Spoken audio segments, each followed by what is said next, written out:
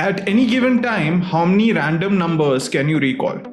In 1956, AT&T psychologist George Miller wrote a study titled The Magic Number 7 plus or minus 2. He was interested with the empirical determining how many random numbers a person would recall at any given moment in time. So Bell Labs could determine how many use as a telephone number. It was discovered that most people can recall 5 to 9 things at a time without using memory tricks such as chunking. Chunking is the process of combining multiple elements into a single unit, such as an area code, in order to enhance our capacity.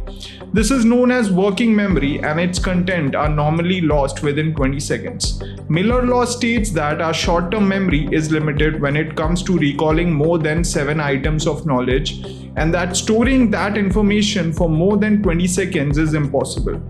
Miller's law, however, has a bit more to it. Not only this concept has been useful in the field of semantics, but it can also assist us in figuring out why we don't understand something. Other psychologists such as John Swiller build on Miller's finding.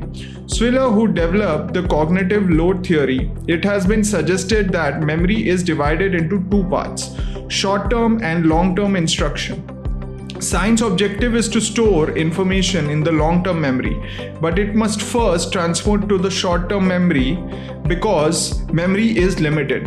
Instruction should concentrate on the most significant or critical components, minimize the ones that aren't necessary. Richard Mayer elaborated on Weller's theory.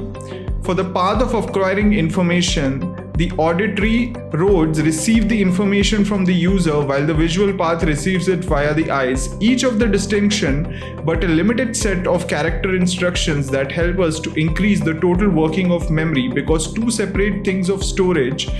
It critical offers information that is appropriate in order to get the most out of both. When reading is involved, the distinction becomes hazy. The eyes are the first processing the words, the auditory path, the internal machinery is really making sense of those words. The Bell system chose a 3-digit prefix to call the exchange and a random 4-digit number to keep the net cognitive load to 5 elements. As instructors and communicators, our job is to make our message as clear as possible.